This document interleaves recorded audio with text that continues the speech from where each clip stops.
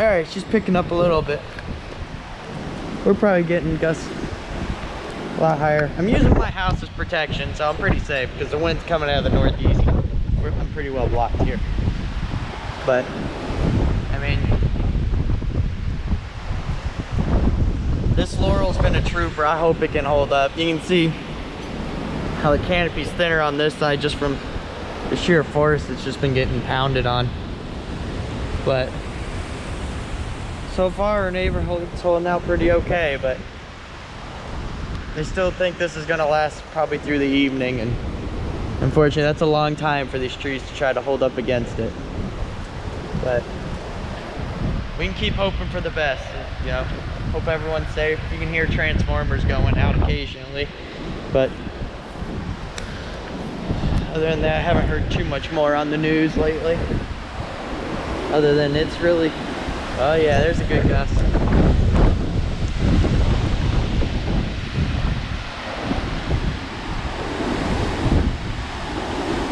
Oh yeah, look at them Royals. Hold on, Royals. So we just had to take a class on this, and they said palm trees, certain kind of palms, can bend up to 60 degrees before they actually fail. So that's what's amazing about them. They're built for this kind of stuff. And man, I mean, laurel oaks usually are one of our weaker trees, but that one's being a trooper right now, and so are the pine trees. And just hope for the best. Let's hope we get out of this pretty unscathed. It's going to be a pretty powerful storm.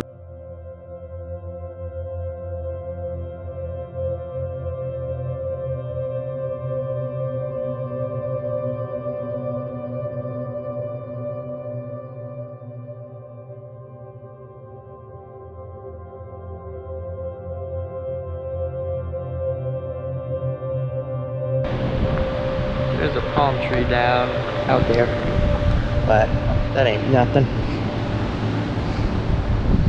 Neighbor's laurel here. I'm hoping she makes it.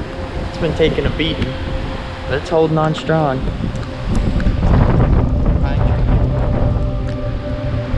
A couple down branches, but nothing crazy.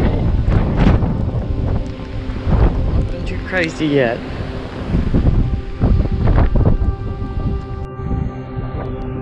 Alright, I got talking to the neighbor for a minute. But we're probably at 80 mile an hour at least. I think gusts. We're not getting the worst of it. That was south of us. They got absolutely hammered by it, it sounds like. And then the surge waters were super high, like 16 foot, like flooding out entire like first floors and stuff like that. I saw some pictures, but got some trees are hanging in there best they can.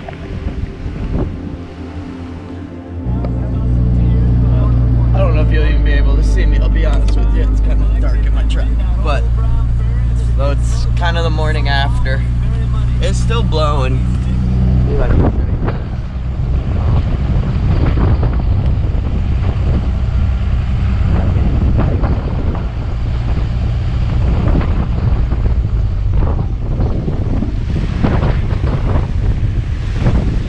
Neighbors out later on that one, but we're on our way to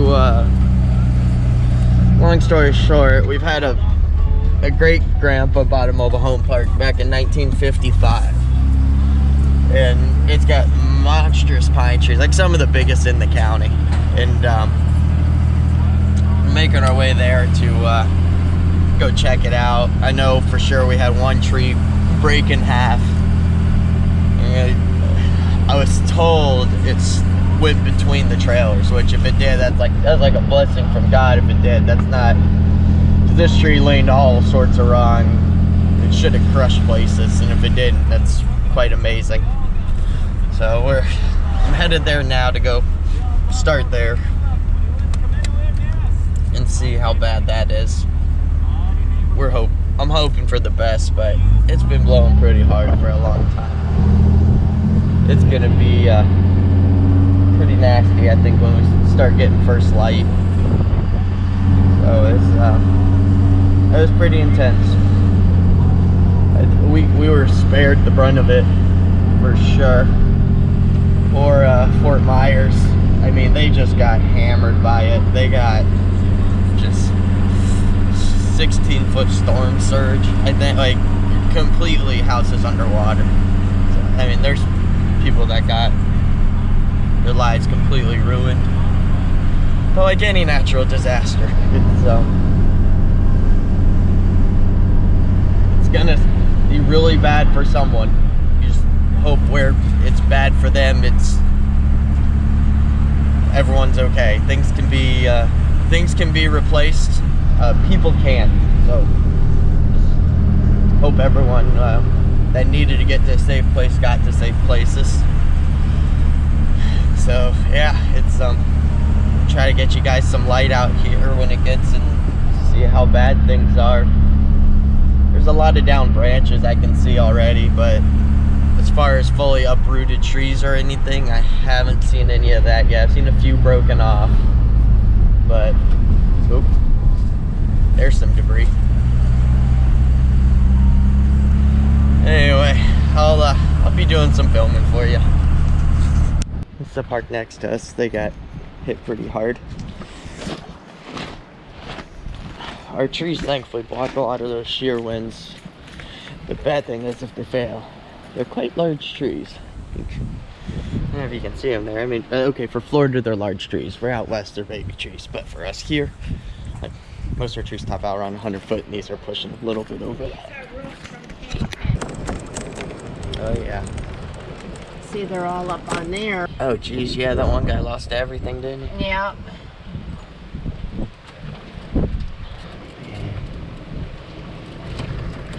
That wind, I have never in my life, 60 years of living here. That was blowing hard. The news was trying to say we were having gusts in 80. There's no way. There's no way. There had to be stuff in the hundreds as hard as that was blowing. Yeah. Because like there was a few where I was like, oh, that's not good. Like, I'm like, geez, that's gonna break stuff so much. Well, I hadn't seen that. That happened after I was through last. Yeah, that must. Dude, last night was blowing hard. I went to bed about midnight, and it was still raging. I was like, gee, if it just freaking quit blowing. Did you see pictures from Fort Myers? No. Oh, there's houses completely underwater. They had like a 16-foot storm surge or something. The top broke out of that one, didn't it? Here. I mean, this tree here leaned over here. When it fell, it twisted. And because of the twist,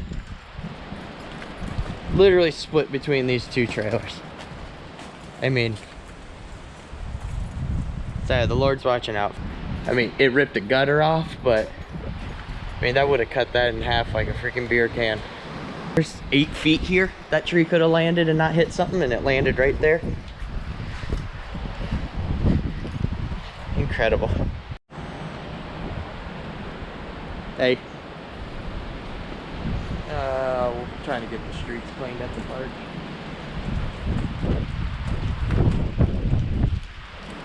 I'm not sure. I haven't even talked to Dad if we're trying to get the roads accessible again. I don't know. You want to holler at Dad and see what you... Short.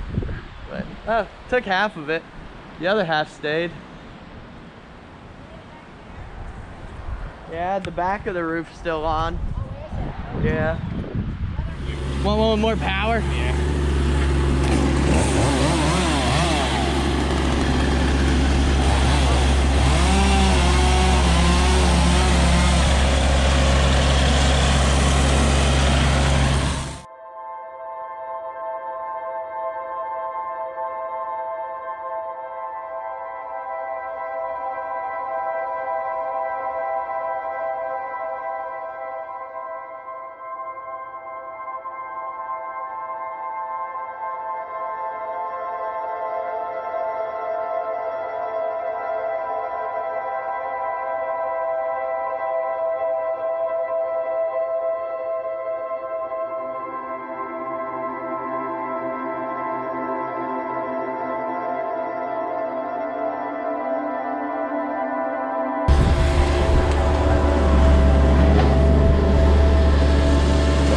So we're just gonna buck it down, but we don't want to roll off this stump into her car. So we're gonna probably put some logs there or use the dingo to pull on it while I cut it, just so it doesn't roll off the stump like this way and then thump her car. Since her car made it through the storm, we better not smash it after the storm. That would be ridiculous.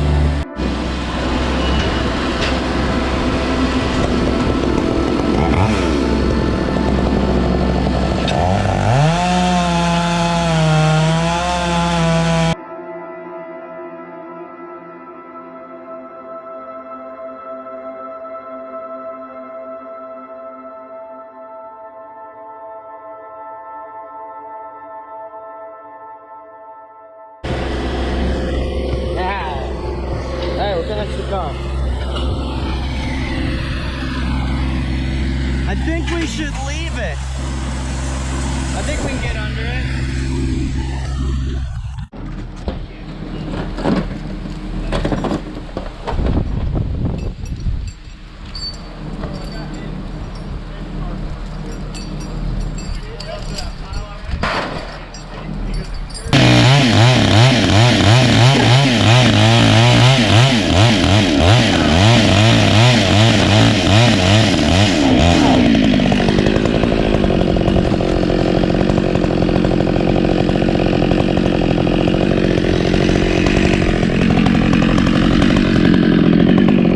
On a wedge?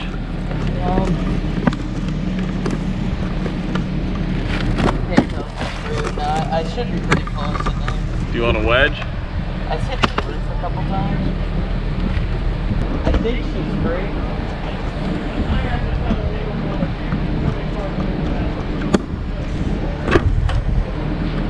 Pretty sure she's separated where I am. I think it's just...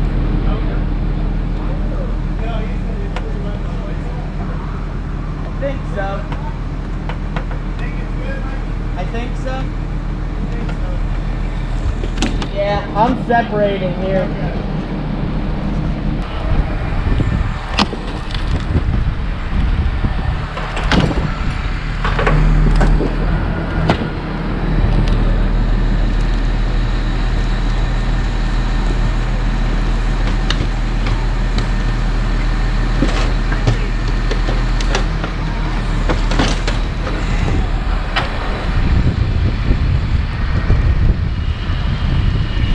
Kind of look like it.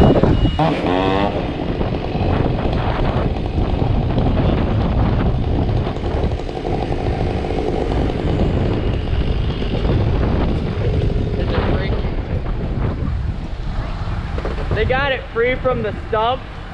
Do you want to float it? I'll throw the other chain around, see if we can.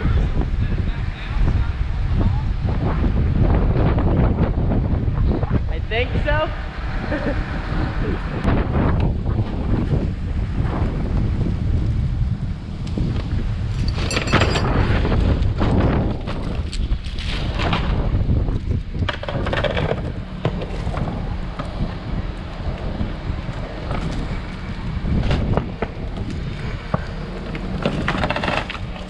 The only thing is if he sets it back down, are we able to get it kind of back right over the stump?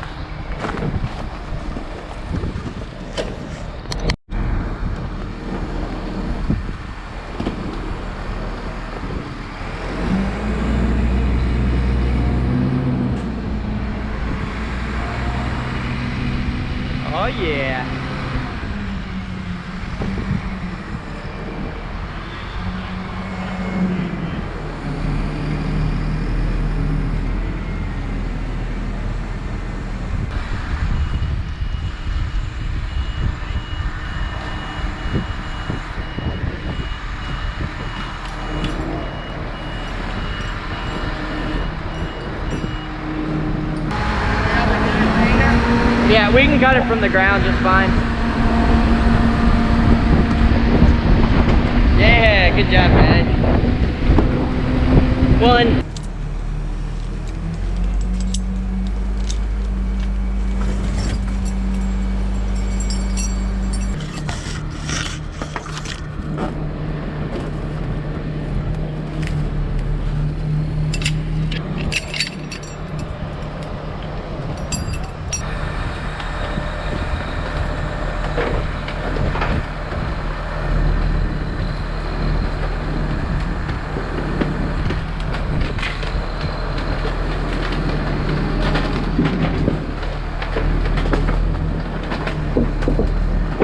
Can I get a song real quick?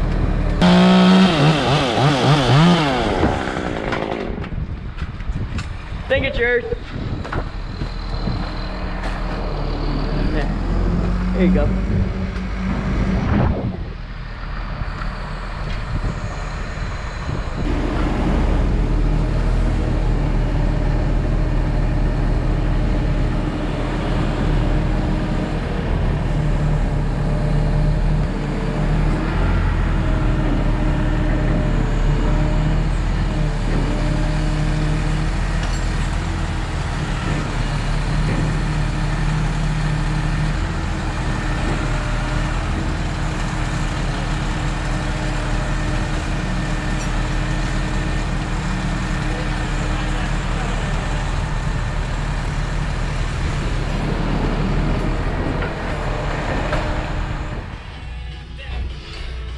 Well, we're home finally.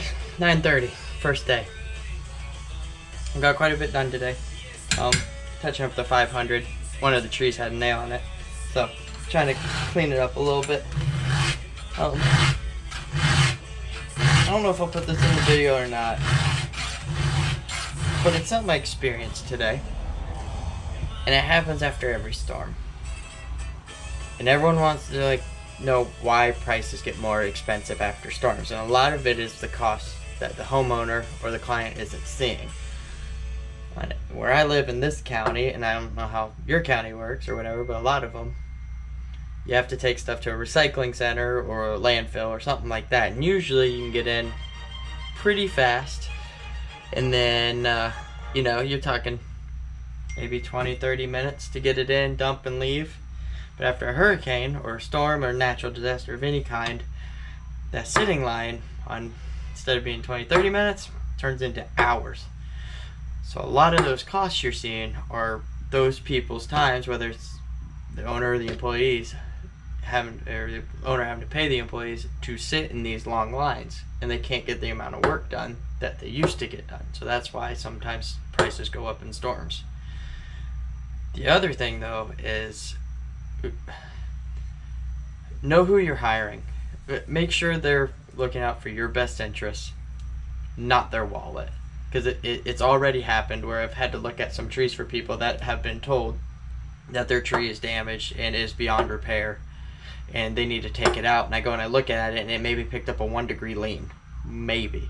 And these people are telling these people this, and they're lying to their faces, and all they're doing is watching out for their wallets, not their clients. So if you have someone doing that and you don't have confidence in them, or you feel like you're being lied to, get a second opinion. Call an arborist.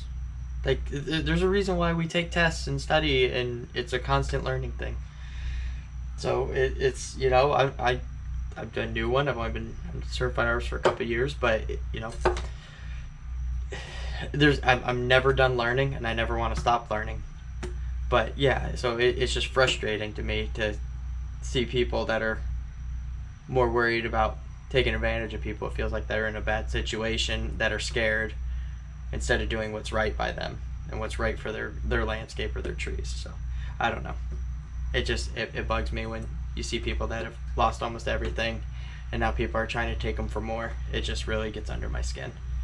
It's we're all humans, so we should watch out for each other, I guess, is what I'm saying. But yeah, so anyway, I just can still hear my neighbor's generators going. Like, most of the county's out of power. We're one of the fortunates that actually have power. It's quite amazing. I don't know. We've been very lucky the last couple storms. then we've had some pretty crazy trees fall, and we've been very blessed. And could have been a lot worse than what it was. There's people south of us that got absolutely hammered, like water over their roofs, I heard, and yeah, their whole livelihood's lost. So yeah, I think we need to all remember that as we go through. There's a lot of people that have had it really bad. But yeah, anyway, that's my 3-minute rant, or I guess we're going on 4 minutes. I better start sharpening this saw, or I'm never getting to bed tonight.